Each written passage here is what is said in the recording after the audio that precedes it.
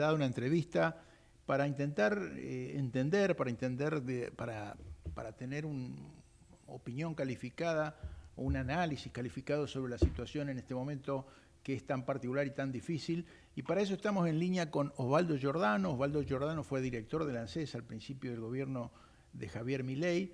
Se fue por causas ajenas a su desempeño, lamentablemente, y arbitrarias desde el punto de vista de la reacción del gobierno.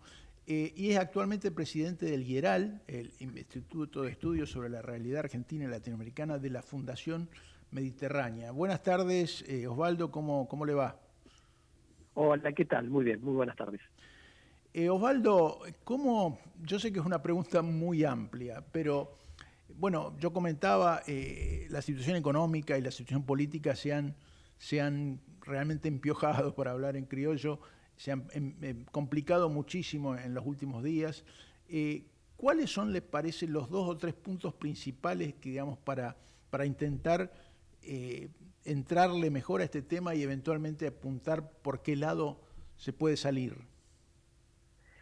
Efectivamente, es bien amplio, pero trato de contestarte. Sí. Nosotros en el Diario de la Mediterránea pues, publicamos mensualmente una revista donde tratamos de hacer un balance de cómo vemos la economía mes a mes. Y en este mes, a comienzo de mes, planteábamos como nota de tapa, digamos, el título era cuesta arriba, es decir, que se le había complicado mucho al gobierno llegar a las elecciones, pensando que, bueno, ahí va a ser un punto de quiebre por varias razones.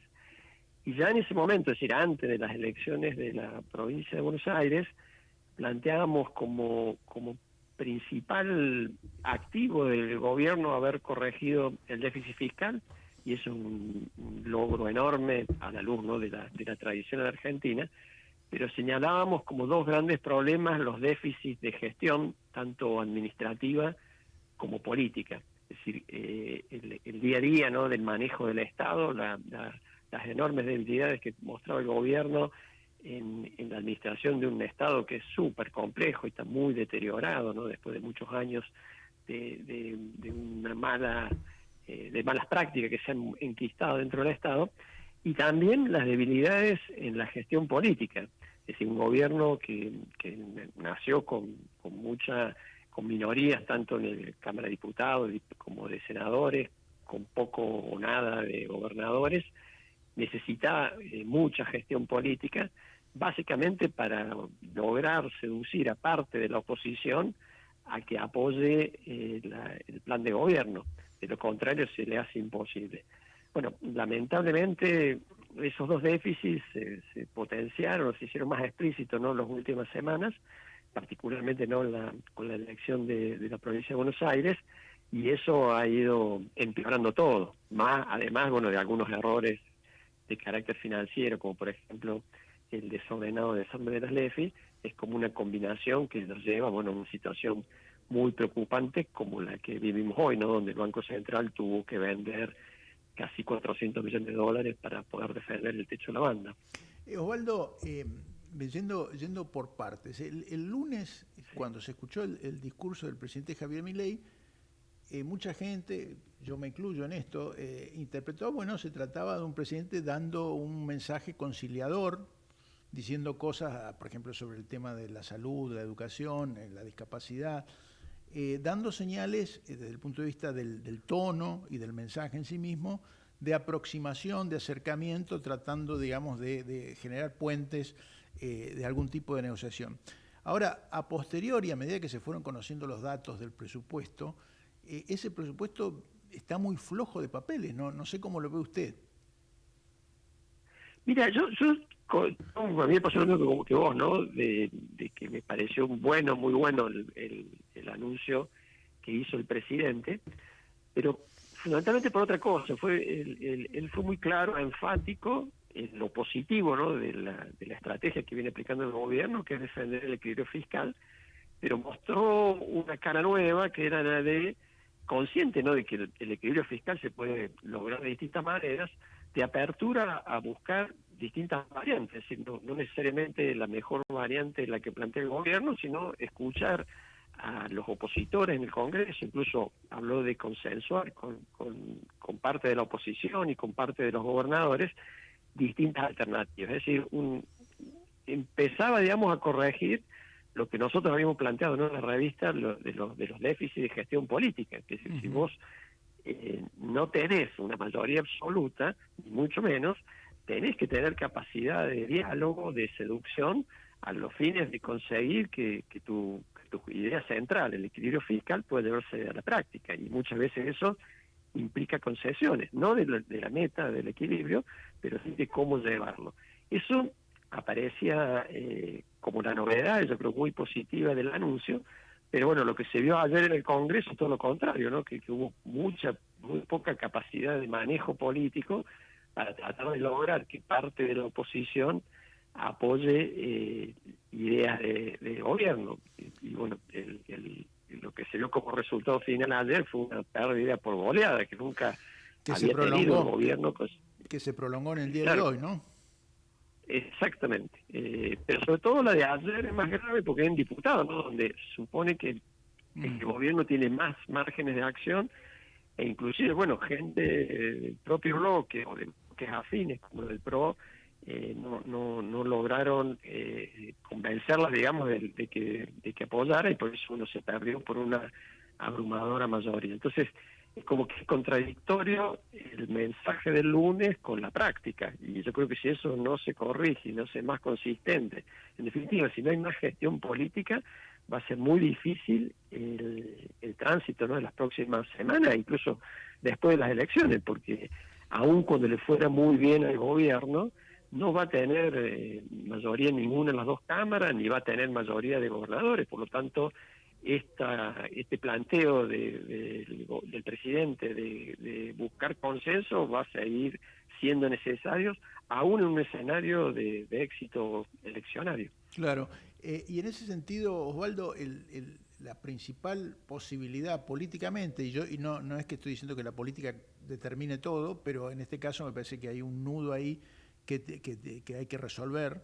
Decía, hay un grupo de gobernadores que ahora formaron Provincias Unidas. Muchos de esos gobernadores acompañaron durante buena parte hasta por lo menos hasta principios de este año, durante prácticamente todo 2024, la gestión del gobierno, toleraron dificultades, se acercaron al gobierno, lo ayudaron a sancionar, tener una minoría legislativa muy clara, lo ayudaron a sancionar leyes esenciales con las cuales el gobierno pudo avanzar en su programa. ¿Cuán posible, cuán factible cree que en este momento el gobierno puede conseguir por ese lado, que no se ha visto en la jornada de ayer ni de hoy, algún tipo de acercamiento, establecer esta mesa de negociación que dice que va a haber para empezar a discutir algunos temas en un tono que no sea la confrontación o una votación en la que obviamente las está perdiendo todas? ¿Cómo puede constituirse esa mesa para tranquilizar primero el frente político?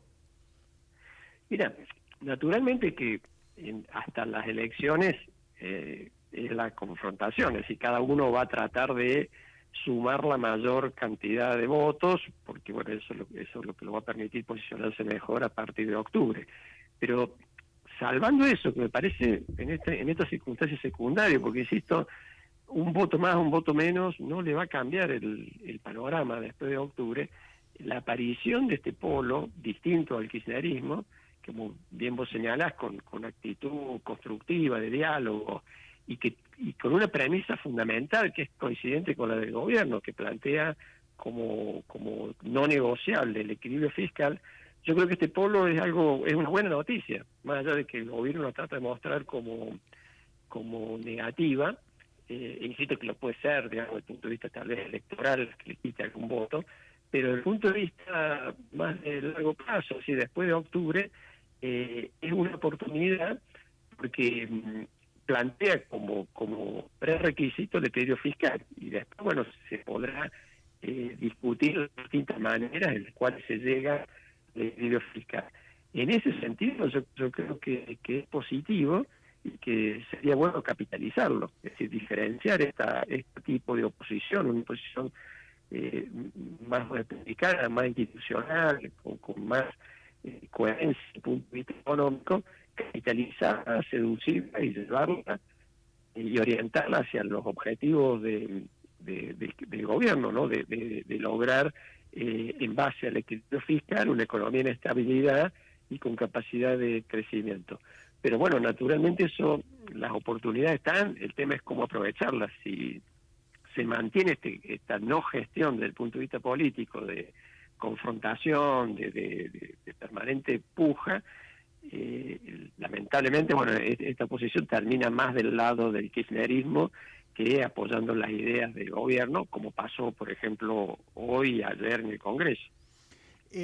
Una de las cuestiones del presupuesto, uno de los puntos del presupuesto que ha sido más cuestionado, digamos, primero que va a seguir, o va a haber, mejor dicho, no va a seguir, no, porque hasta ahora hay saldo comercial positivo, que va a haber saldo comercial negativo en los próximos años, con lo cual ya plantea que los dólares o las divisas necesarias para afrontar los compromisos tienen que salir de otro lado.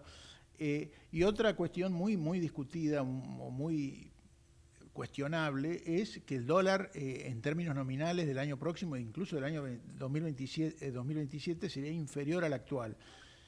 ¿Esto se puede discutir en las próximas semanas o, digamos, en la discusión del presupuesto cree que se puede encaminar a partir de estos datos, partiendo de estos datos? Mira, las